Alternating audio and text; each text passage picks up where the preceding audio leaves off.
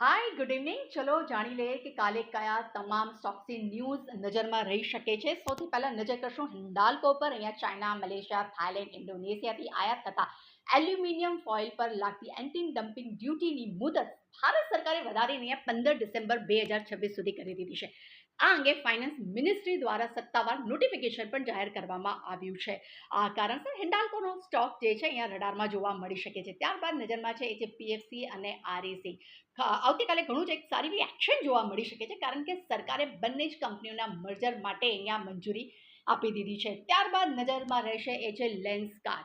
અહીંયા ખાસ નજર એટલા માટે છે કે અહીંયા સૂત્રો દ્વારા આવતીકાલે મોટી બ્લોક ડીલ થવાની શક્યતા જોવા મળી છે, જેમાં પ્લેટિનિયમ જેસ્મિન જે છે તે લગભગ 486 રૂપિયા પ્રતિ શેરના ફ્લો પ્રાઇસની આસપાસ 2.3% હિસ્સો તેઓ વેચી શકે છે, અને અંદાજે 1900 થી 2000 કરોડ રૂપિયાની એક બ્લોક ડીલ થવાની શક્યતા અહીંયા જોવા મળી રહી છે.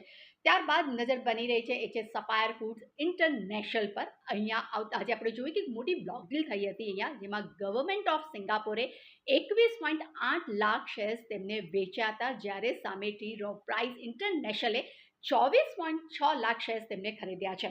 ત્યારબાદ રડારમાં જોવા મળી રહ્યું છે એ છે આજની નવી listing company CMR green technology. ખૂબ જ સારું લિસ્ટિંગ થયું હતું, પરંતુ ત્યારબાદ થોડુંક પ્રેશર અહીંયા જોવા મળ્યું છે.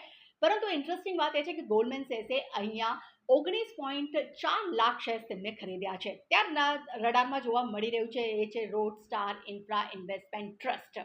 ખૂબ જ ચર્ચામાં છે આ સ્ટોક. ખાસ કરીને ડીએસપી મ્યુચ્યુઅલ ફંડે આજે અહીંયા આશરે 25.5 લાખ યુનિટ્સ એમને વેચ્યા છે, જ્યારે સામે વ્હાઇટ ઓએક કેપિટલ રાઇટ્સે અહીંયા આશરે 42.5 લાખ યુનિટ્સ તેમને અહીંયા ખરીદ્યા છે. એટલે આ કાઉન્ટર ખાસ અહીંયા આપણને ફોકસમાં જોવા મળી શકે છે. ત્યારબાદ નજર બની રહી છે એ છે વેસ્કોન એન્જિનિયર્સ પર. અહીંયા ખાસ કરીને central public workers department Guwahati પાસેથી કંપનીને અહીંયા 347 કરોડનો EPC ઓર્ડર મળ્યો છે. આ ખૂબ જ એક પોઝિટિવ સેન્ટિમેન્ટ અહીંયા આપણને જોવા મળી શકે છે. ત્યારબાદ નજરમાં છે એ છે ક્રેડિટ એક્સેસ ગ્રામીણ અને સ્પંદન સ્ફૂર્તિ કાઉન્ટર ખાસ જોવા મળી શકે છે, કારણ કે માઇક્રો ફાઇનાન્સ કંપની રડારમાં એટલા માટે છે કારણ કે સરકારે માઇક્રો ફાઇનાન્સ ઇન્સ્ટિટ્યૂટ માટેની ક્રેડિટ ગેરંટી સ્કીમ છે તેની મુદત અહીંયા જે છે તે 31 ઓગસ્ટ 2026 સુધી વધારી દીધી છે. અથવા તો હું એમ પણ કહીશ કે 20,000 કરોડ રૂપિયાની જ્યાં સુધી ગેરંટી નથી મળી રહી ત્યાં સુધી આ ચાલુ રહેશે, જ્યારે large NBFC MFI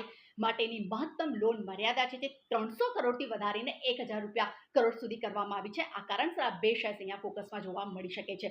Zee entertainment પર પણ નજર રહેશે, કારણ કે આજે આપણે જોયું હતું કે એક બોર્ડ બેઠક થઈ હતી, જેમાં 2300 કરોડ રૂપિયાના ફંડ એકત્ર કરવા માટે મંજૂરી મળી ગઈ છે. પરંતુ કયા વિકલ્પ દ્વારા તેઓ ફંડ એકત્ર કરશે તેના પર આવનાર